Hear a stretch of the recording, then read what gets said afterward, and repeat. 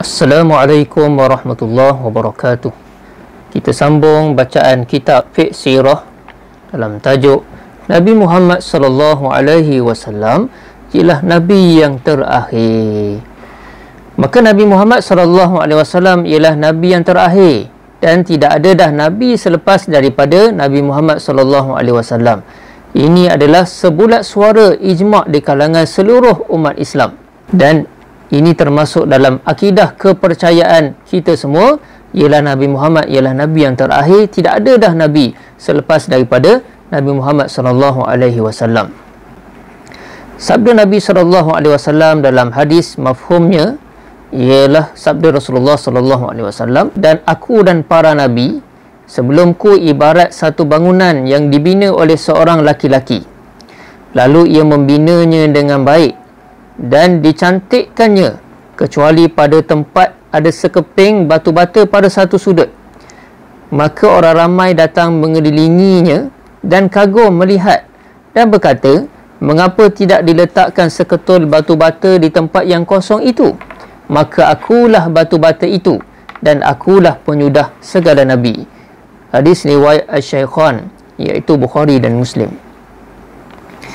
Pertautan antara dakwah yang dibawa oleh Nabi Muhammad sallallahu alaihi wasallam dengan dakwah yang dibawa oleh para nabi yang terdahulu, iaitu ada dua.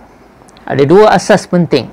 Yang pertama akidah kepercayaan dan yang kedua ialah syariat ataupun kita sebut sebagai perundangan dan akhlak. Dari segi akidah tadi, akidah kepercayaan sama saja, tidak berubah sejak daripada zaman Nabi Adam sehinggalah zaman Nabi Muhammad sallallahu alaihi wasallam. Akidah sama saja, iaitu untuk kepercayaan kepada Allah Subhanahu wa taala yang esa, menyucikan Allah daripada sifat kekurangan dan percaya hari akhirat, ada hisab, ada syurga, ada neraka. Maka setiap nabi menyeru kepada kaumnya supaya percaya ataupun menyembah Allah Subhanahu wa taala. Sebagaimana firman Allah dalam surah Asy-Syura, A'udzubillahi minasyaitonirrajim.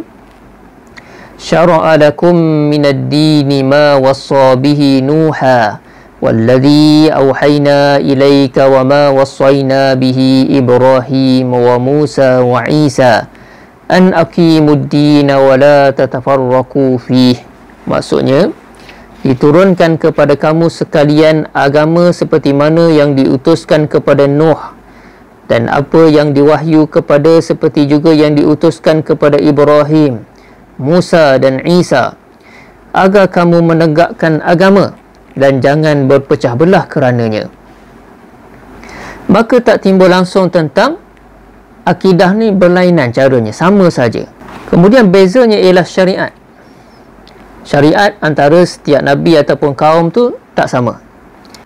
Mengikut kepada nabi yang diutuskan kepada kaum tersebut. Kerana nabi-nabi yang terdahulu diutuskan hanya untuk kaum itu sahaja. Contohnya, Nabi Musa alaihissalam diutuskan kepada kaum Bani Israel untuk zaman dan bangsa itu sahaja. Sebab itu, undang-undang yang turun untuk Bani Israel sesuai untuk mereka sahaja. Undang-undangnya lebih keras sebab sesuai dengan bangsa Bani Israel yang keras kepala. Contoh pula, zaman Nabi Isa, undang-undangnya sederhana sedikit daripada zaman Nabi Musa.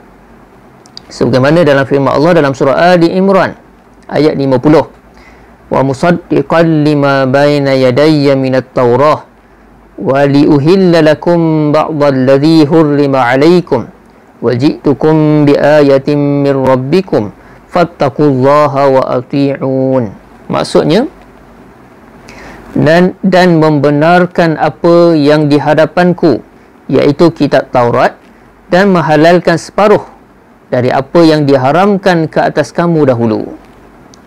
Maksudnya, kalau zaman Nabi Musa tak boleh, zaman Nabi Isa boleh. Hukumnya berlainan, hukum syariat berlainan mengikut kepada situasi zaman tersebut.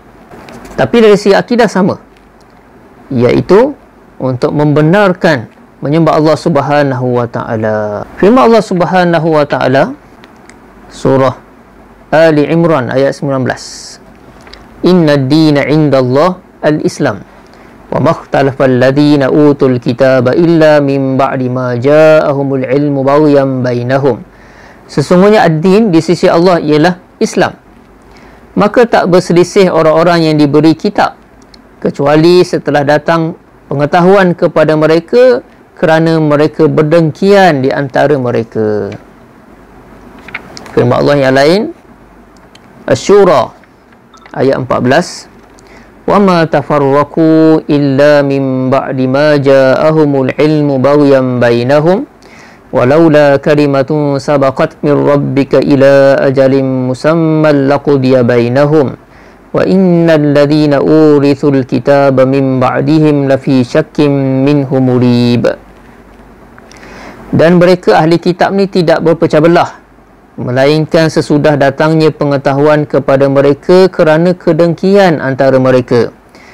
Kalau tidak, kerana telah ada suatu ketetapan yang telah ada dari Tuhanmu dulunya untuk menangguhkan azab sampai kepada waktu yang ditentukan, pastilah mereka telah dibinasakan. Dan sesungguhnya orang-orang yang diwariskan kepada mereka kitab, yakni Taurat dan Injil, sesudah mereka benar-benar berada dalam keraguan yang mengejutkan tentang kitab itu. Maka semua agama yang dibawa oleh para nabi ini kita sebut sebagai Islam. Kan? Adapun sekarang hanyalah ajaran yang dibawa oleh Nabi Muhammad SAW sahaja yang benar. Apabila Nabi Muhammad diutuskan sebagai nabi yang terakhir, maka telah mansuhlah segala syariat ataupun ajaran, kaedah-kaedah ibadah para nabi yang terdahulu. Wallahu a'lam.